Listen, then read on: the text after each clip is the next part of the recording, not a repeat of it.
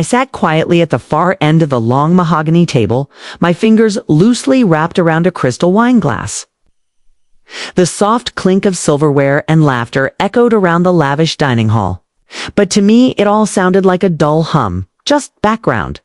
Noise to a show I knew all too well. Nathan, my husband, raised his glass high, his voice booming over the chatter. "Well, here's to another month of, what should we call it, sweetheart? Creative unemployment," he said with a smirk, locking eyes with me across the table. His friends, senior executives dressed to perfection in tailored suits, burst into laughter, some nearly choking on their expensive scotch. Nathan leaned back in his chair, satisfied with his punchline. "Maybe you should apply as a receptionist. Somewhere, Isabella. A little desk job would suit you nicely." The men howled again, their mockery slicing through the room like cold steel. I lowered my eyes, hiding the flicker of a smile that tugged at my lips. Let them laugh. Let them think they held all the cards. They had no idea. "My name is Isabella. Hayes to the world. I'm a woman living in the shadow of my powerful husband. A woman who, on the surface, appears to have no career, no purpose, no worth of her own. But what none of them realize is that I'm the founder and CEO of Hayes Technologies. The very company these men brag about running, the empire they think they built. Tonight, they see me as weak, insignificant. But tomorrow, I'll remind them exactly who I am, and their world will never be the same." People always said marriage was a partnership. I believed that. Once. When I met Nathan, he seemed like everything a woman could hope. Force-smart, ambitious, charming, in a way. That felt effortless. I was captivated, and I let myself fall fast. But what Nathan didn't know, and what I never revealed, was that I was already building something of my own. Hayes Technologies was in its infancy back then, just a fledgling idea, fueled by sleepless nights and endless grit. But I wanted to see who Nathan really was, without the weight of my success hanging between us. So I made a decision that would change everything. I hid my true identity. I told Nathan I was a freelance financial consultant, struggling to find steady footing. One rented a modest apartment, drove an aging sedan, and lived a life far smaller than the one I had already earned. He never questioned it, not at first. In those early years, he was kind and supportive, always encouraging me to keep trying and never give up. It felt genuine. We got married, we built a life together, but something shifted. As time passed and I continued to play my role, Nathan's patience thinned. He began to see me not as a partner, but as a burden. His words turned sharp, his glances dismissive. He made subtle digs in private, then bolder ones in public. What once was quiet support became loud humiliation. I should have walked away. But instead, I watched. I watched as Nathan climbed a corporate ladder at Hayes Technologies, oblivious to the fact that the woman he was married to, the woman he belittled, was the one who had signed off on his promotions, his bonuses, his rise to vice president. He and his circle of friends strutted around the office like they owned the place, sipping overpriced coffee and flashing expensive watches. They reveled in power, completely blind to where it truly came. From the more Nathan belittled me, the clearer his true character became. He thrived on dominance, not partnership. He needed to feel superior, especially over me. That's when my resentment started to sharpen into something else. Resolve. I began to collect small details. Offhand comments Nathan made at home about shady deals, whispered conversations he had. Late at night on the phone, I didn't confront him. Not yet. Instead, I listened, recorded, and took mental notes. His arrogance made him careless. And his carelessness was my greatest weapon. Outwardly, I remained the same quiet, unemployed wife. But inside, I was building my case, brick by brick. And I wasn't alone. I began assembling a private team. Investigators, analysts, cybersecurity experts. People I trusted to help me uncover every lie, every betrayal happening under my company's roof. The deeper we dug, the worse it got. Corruption, embezzlement, backdoor deals with competitors. Nathan and his friends weren't just morally bankrupt. They were a cancer eating away at everything I had built, but I wasn't ready to act. Not yet. I wanted to understand the rot fully, to see it, feel it, experience it firsthand. And so, I did something even more daring. I created an entirely new identity. I became Emma Brooks, an ordinary woman seeking an entry-level position at Hayes Technologies. I wanted to know what it felt like to be on the other side of Nathan's power games, to sit across from the men who ruled my company and see how they treated those they thought were beneath them. I didn't have to wait long to find out. Walking into Hayes Technologies as Emma Brooks was surreal. I knew every inch of that building, the polished marble floors, the scent of fresh coffee wafting through the lobby, the hum of productivity vibrating in the air. But this time, I wasn't entering through the executive entrance or stepping into my private office. I was just another applicant, clutching a simple black folder with a fake resume and hoping for a chance. The interview room was small and sterile, tucked away on the 7th floor. 3 men sat behind a sleek conference table. Nathan's trusted allies. I recognized all of them immediately, though none of them recognized me. To them, I was nobody. The smugness started the moment I walked in. "You've been unemployed for how long now?" one of them asked, barely glancing at my papers. His voice oozed condescension, his eyes flicking up and down as if assessing my worth with a single look. I kept my expression timid, my voice soft. "About a year. I've been searching for the right opportunity." Another man leaned back, arms crossed. And you think this is it?" "We receive hundreds of applications from people far more qualified." The third man didn't even pretend to be interested. He scrolled through his phone, smirking. I had no doubt he was messaging Nathan, probably making jokes at my expense before I even left the room. It was a performance, and I let them have their stage for 15 minutes. They belittled me, throwing out dismissive remarks disguised as feedback. They never asked about my skills, never cared about my answers. To them, I was nothing more than a powerless woman begging for a chance. They had no idea I was the one who held their futures in my hands. I left the interview with my head bowed and my shoulders hunched, playing my part to perfection. But inside, I was burning with a quiet fury. What I witnessed firsthand confirmed everything I had suspected. Nathan and his circle had poisoned the company culture from the inside out. Their arrogance, their entitlement. It wasn't just directed at me. It infected every level of the organization. They thrived on intimidation, on crushing those who dared to dream bigger. I couldn't let it continue. For the next year, my private team and I worked around the clock, unearthing every dark secret buried beneath Hayes Technologies' glossy exterior. We traced illegal transactions, money siphoned through shell companies, lavish vacations charged to corporate accounts. We intercepted emails, deals made with rival firms, confidential data leaked for personal gain. And we documented the worst of it all: the harassment, the discrimination, the blatant abuse of power.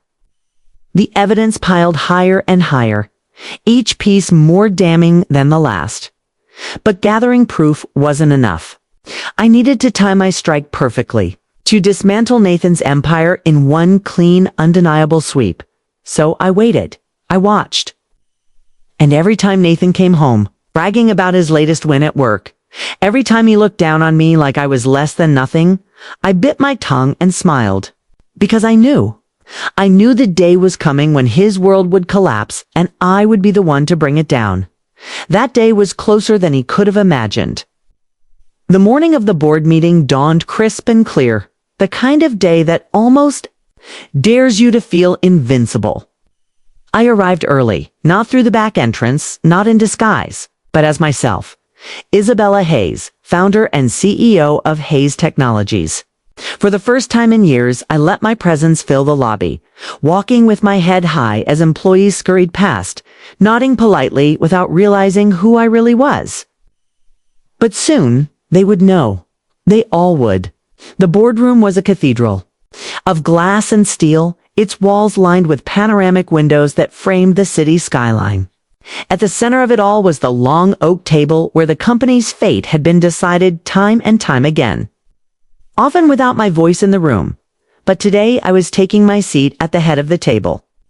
One by one, the executives filtered in, shuffling papers, making small talk, oblivious to what was coming.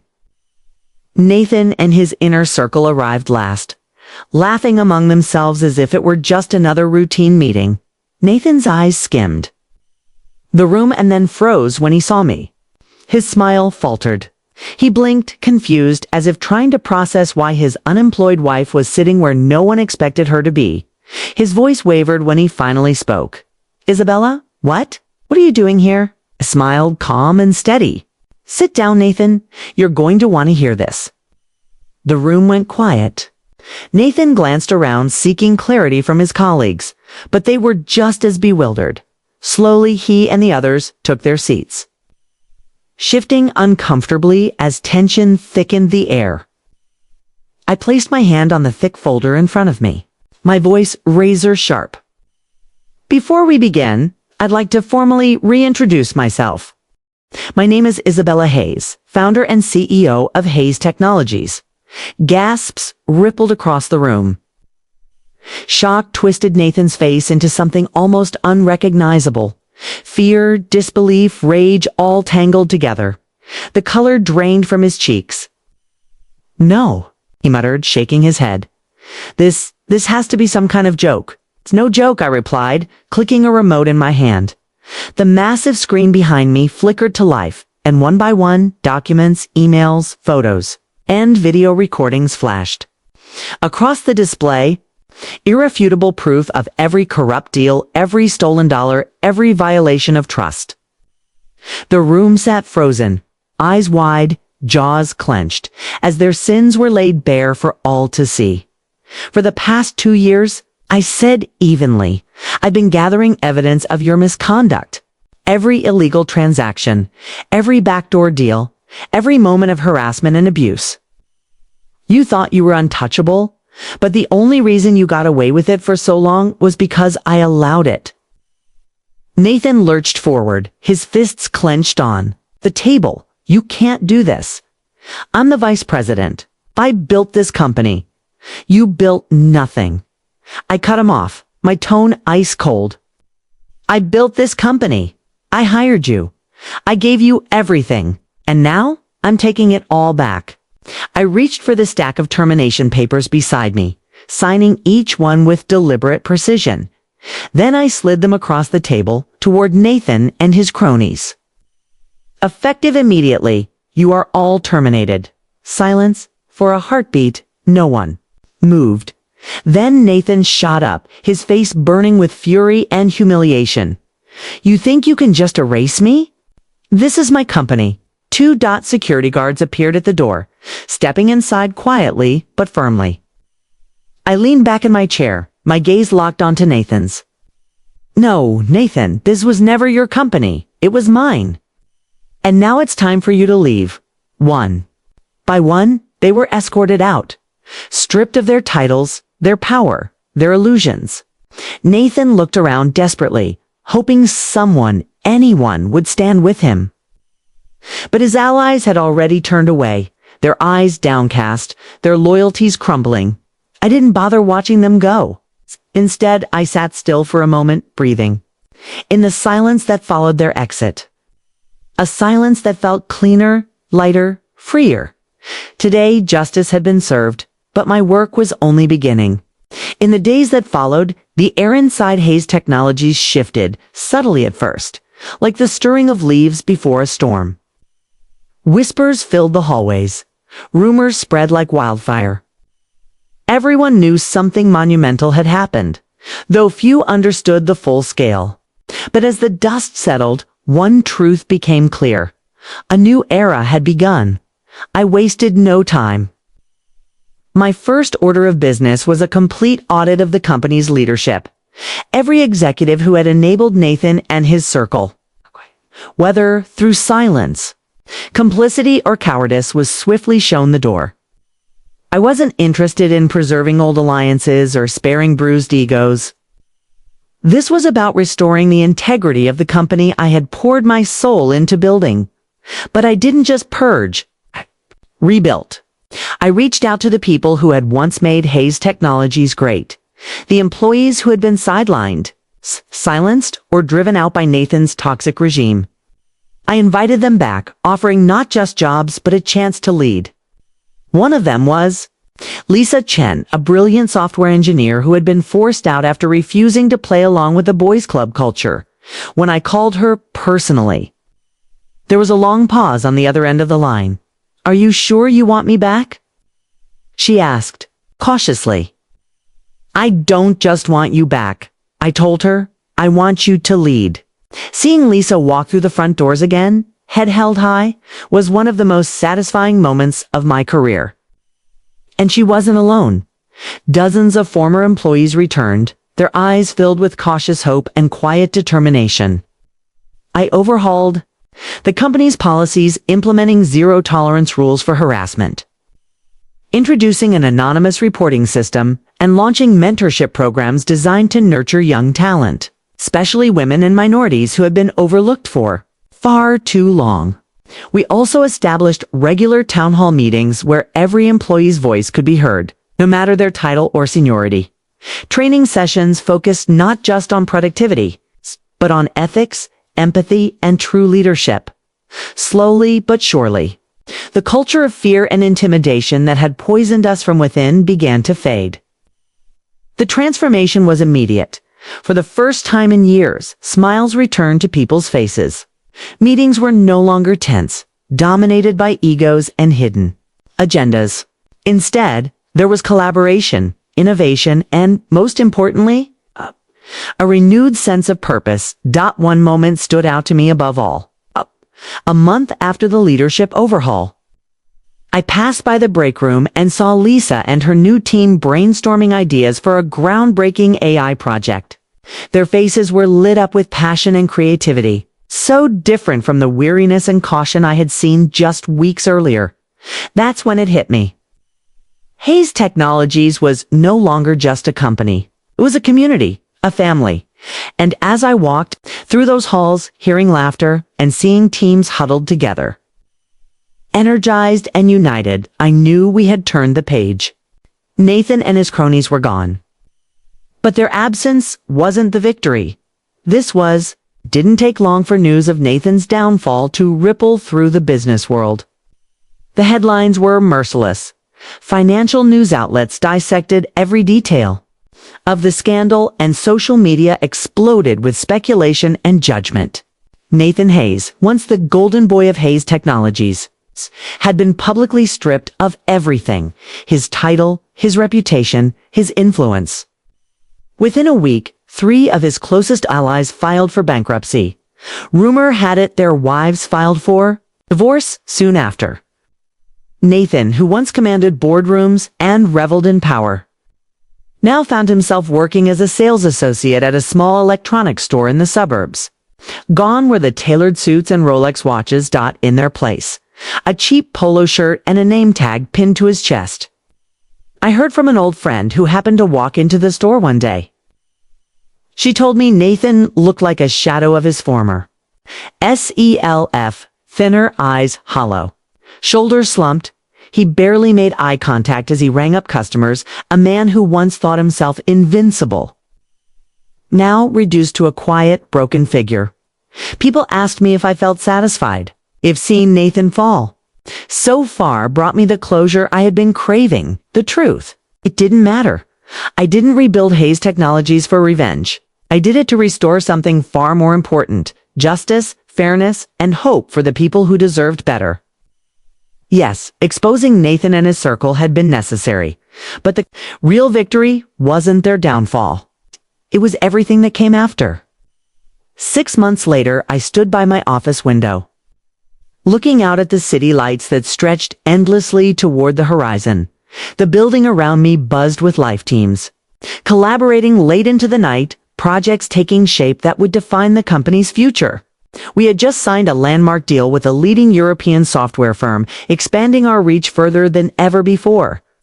Our AI research team, led by Lisa, had developed a groundbreaking platform that was already drawing attention across the industry. The transformation was undeniable financially, ethically, and culturally. But what stayed with me the most was simpler than any headline or stock report. It was the way employees now walked the halls with their heads high, their eyes bright, their voices heard. Hayes Technologies had become more than a business again. It was a symbol, a reminder that no matter how deep corruption runs, there is always a way to fight back, to rebuild, to rise stronger. Sometimes, late at night, when the office quieted, I was alone with my thoughts. I would think back to the woman I had been when this all started. The one who sat at that dinner table, swallowing humiliation with a glass of wine, pretending to be small so others could feel big. I would remember the sting of Nathan's words, the dismissive looks, the laughter that haunted me long after the parties were over. But now, those memories felt distant, almost like watching a movie of someone else's life, because the truth is, I had outgrown that version of myself. I had learned that true power isn't about crushing others or seeking vengeance. It's about lifting people up, creating something that lasts, and refusing to let anyone diminish your worth. I had turned my pain into purpose, and in doing so, I had not only reclaimed my company, I had reclaimed myself. As I stepped away from the window and joined my executive team in the boardroom to map out our next ambitious move, I realized something else. This was never just about me or Nathan. It was about every woman who's ever been told she wasn't enough. And we are more than enough. Isabella Hayes. And this was only the beginning.